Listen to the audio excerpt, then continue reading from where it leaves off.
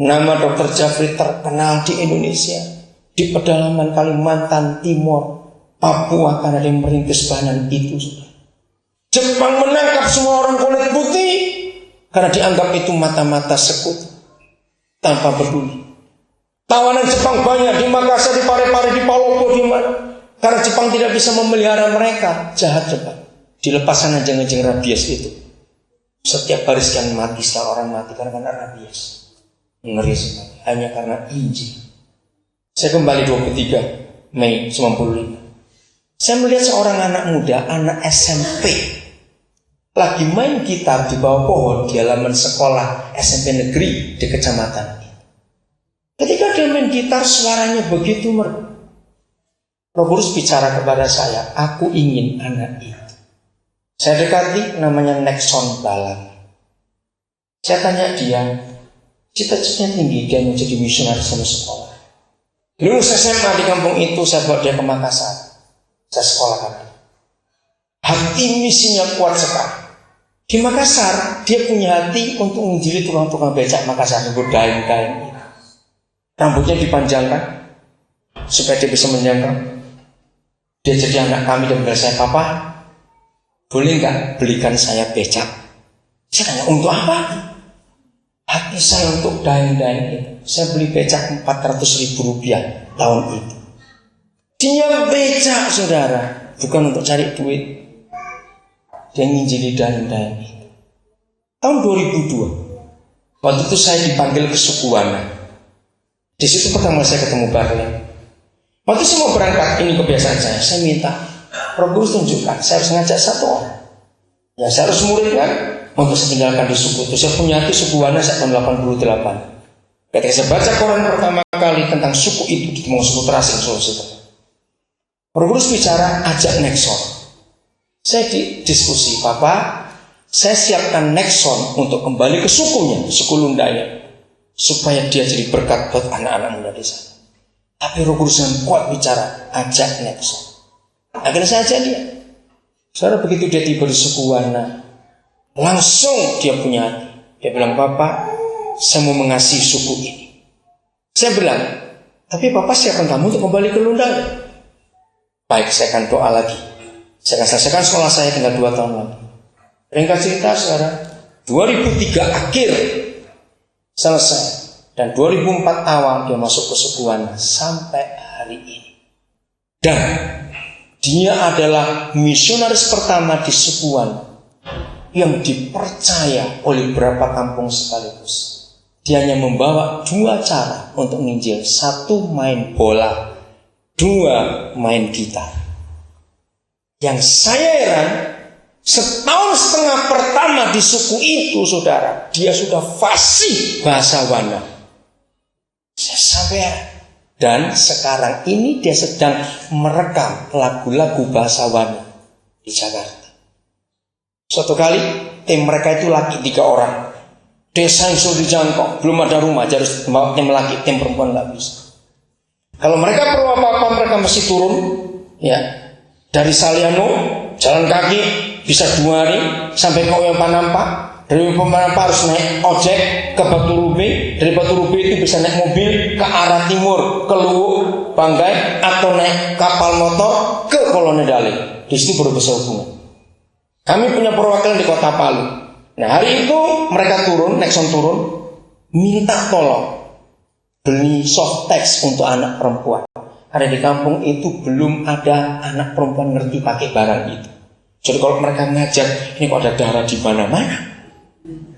Lalu tim kami di Palu, seorang pendeta, ya, kakaknya ada di Jambi sekarang, namanya pendeta Mary, dia beli soft text banyak-banyak. 2 bulan kemudian Nexon turun lagi. Kami dengar itu ya tertawa, ya kasihan. Soft text-nya nggak bisa dipakai karena kan nggak tahu bagaimana masangnya. Ada 3 lagi semua. Bayangkan, saudara, saya dengar itu menangis tapi tertawa juga. Sampai seperti ini baru abad ini, tahun 2000-an ini. Bayangkan apa kerjanya gereja kok lihat. Beberapa bulan yang lalu saya ketemu Nexon, saya bangga dengan dia. Dia bilang, saya nggak akan kemana-mana, saya akan mati di suku ini. Tidak usah menerawang jauh. 23 Mei 95 waktu saya ketemu dengan dia. Apa yang kita mau hasilkan dalam hidup ini? Maka itu ayo kita nangis bersama Yesus untuk suku-suku itu. Apapun yang kita buat, biar arah kita itu ke sana. Kristus itu harus tinggal di surga sampai dipulihkannya segala sesuatu. Berarti pekerjaan gereja masih sangat-sangat banyak. Karena kita harus bongkar satu persatu buat pemulihan di semua kitab nabi-nabi. Maka itu gereja, mari kita berjalan dan melangkah. Amin. Apapun juga yang kita buatlah untuk jiwa-jiwa ini. Ayat terakhir 1 Timotius 2. Ketika gereja sibuk mencari kehendak Tuhan, apalagi kita yang aliran karismatik Pentakosta ini paling pintar puasa. Hanya puasa untuk apa? Cari kehendak Tuhan. Maaf, saya itu paling jengkel lihat orang yang suka puasa tapi nggak ngerti tujuan puasa. Saudara, puasa itu baik. Tapi kalau kita tidak puasa pakai pola Alkitab, tapi puasa pakai pola agama, itu jadi salah. Hampir semua orang Kristen puasa pakai pola agama, tidak pola Alkitab. Apa itu pola Alkitab? Puasa pola Alkitab saya ambil 3 macam puasa. Puasa Musa, puasa Esther, puasa Daniel. Dan 3 puasa saudara kita ini baca di Alkitab, mereka itu tidak puasa karena tidak makan, tidak minum. Kalau agama berpuasa itu supaya Tuhan mereka, dewa mereka kasihan. Karena melaparkan diri dan menghauskan diri dengan menunjukkan, lihat ini, aku lapar, aku minta ini. Ya daripada kamu mati, aku tolonglah. Nah itu kalau agama-agama. Kalau Tuhan kita tidak. Puasa Musa itu hebat.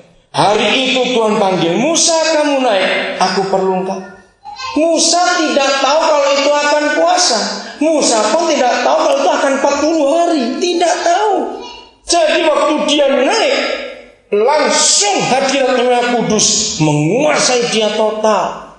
Asiknya diskusi, bersekutu, bercerita, berbicara, sampai lupa makan, lupa minum. Dia pun sampai lupa waktu. Dia tidak tahu kalau itu 40 hari sudah. Maka itu sebetulnya dia di Gunung Sinai bersama dengan Yang Maha Kudus itu tidak tidur, tidak makan, tidak minum, tidak berak, tidak kencing, tidak mandi sudah. 40 hari total.